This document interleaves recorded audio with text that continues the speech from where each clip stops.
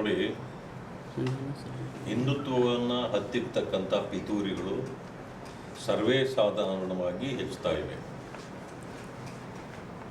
ಈ ಕಾರಣದಿಂದಲೇ ನಾವು ಎಲ್ಲರೂ ಎಚ್ಚೆತ್ತುಕೊಳ್ಳಬೇಕು. ಇವತ್ತು ಒಂದು ವಿಷಯ ಏನಂದರೆ, ಶಿವಾಜಿ ಉತ್ತಮ ಆಡಳಿತಗಾರರಾಗಿದ್ದು, ಅವರನ್ನು ನಂಬಿ ಅಥವಾ ಅವರನ್ನು ಇವತ್ತು ಹಿಂಬಾಲಿಸುವ ಅನೇಕರಿದ್ದಾರೆ.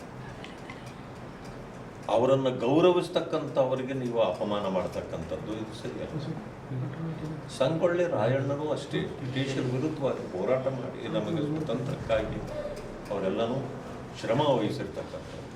ಯಾರದೇ ಮೂರ್ತಿಗಳಾಗಿರ್ಬೋದು, ಬಾಬಾ ಸಾಹೇಬ್ ಅಂಬೇಡ್ಕರ್ದಾಗಿರ್ಬೋದು, ಬುದ್ಧ ಬಸವ ಅವ್ರದ್ದಾಗಿರ್ಬೋದು, ಯಾವುದೇ ಮೂರ್ತಿಗಳನ್ನು ನಾವು ಅವರ ತತ್ವ ಸಿದ್ಧಾಂತಗಳನ್ನು ಪಾಲಿಸಬೇಕು, ಅವರನ್ನು ನೆನಪಿನಲ್ಲಿಡಬೇಕು ಅಂತೇಳಿ ಸಮಾಜ ಬಯಸ್ತದೇ ಹೊರತು ಈ ರೀತಿ ಅವರಿಗೆ ಮಸಿ ಬಳಿತಕ್ಕಂಥದ್ದು, ಅವರ ಚರಿತ್ರ ಹರಣ ಮಾಡತಕ್ಕಂಥದ್ದು ಯಾರಿಗೇ ಆದರೂ ಸರಿ ಇಲ್ಲ.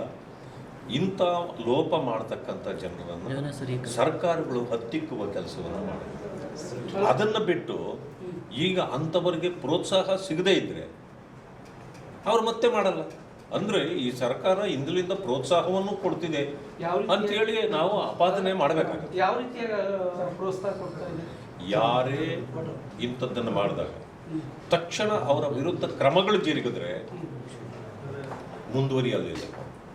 ಯಾವಾಗ ಇವು ಕ್ರಮ ಆಗೋದಿಲ್ವೋ ಅಲ್ಲಿಗೆ ಅವರಿಗೆ ಸುಲಭ ಆಗತ್ತೆ. ಒಂದು ಮಾಡಿದವನು ಮತ್ತೊಂದು ಮಾಡ್ತಾನೆ. ಅದಕ್ಕೆ ತೀಕ್ಷ್ಣವಾದ ಕ್ರಮವನ್ನು ಸರ್ಕಾರ ತೆಗೆದುಕೊಂಡು ಸರ್, ಪೊಲೀಸರು ಭದ್ರತೆ ಕೊಡುವಂಥವ್ರು ಮತ್ತೆ IPS ಮೇಲೇ ಕಲ್ತೂರಾಟ ಆಗುತ್ತಂತಂದ್ರೆ ಯಾವ ಮಟ್ಟಿಗೆ ಭದ್ರತೆ ಇದೆ? ನಾನು ಹೇಳ್ತೇನೆ, ಪೊಲೀಸ್ನವರು ಎಲ್ಲ ಸ್ಟ್ಯಾಚ್ಯೂಗಳ ಹತ್ರ ನಿಂತ್ಕೊಂಡು ರಕ್ಷಣೆ ಕೊಡೋಕ್ಕಾಗೋದಿಲ್ಲ. ಅವರನ್ನು ನಾವು ಯಾಕೆ ನಾವು ಶ್ರದ್ಧೆಯಿಂದ ಅವರನ್ನು ಭಕ್ತಿಯಿಂದ ಇಡ್ತೇವೆ. ಈ ಭಕ್ತಿ ಪ್ರತಿಯೊಬ್ಬ ಮನುಷ್ಯನಲ್ಲಿ ಬರಬೇಕು. ಅದು ಬಂದಾಗ ಸಾಮಾನ್ಯವಾಗಿ ಇಂಥ ಘಟನೆಗಳು ನಡೆಯೋದಿಲ್ಲ. ಆದ್ದರಿಂದ ಸರ್ಕಾರ ಇಂಥವು ಅಚಾತುರ್ಯಗಳು ನಡೆದಾಗ ಶಿಕ್ಷೆ ಕೊಡ್ತಕ್ಕಂಥ ರೀತಿಯಲ್ಲಿ ನಡ್ಕೊಂಡ್ರೆ ಇಂಥ ಸಮಸ್ಯೆ ಬರಲ್ಲ. ಇಲ್ಲ ಅಂತಂದರೆ ಮತ್ತೆ ಮತ್ತೆ ಬರ್ತಿರ್ತದೆ.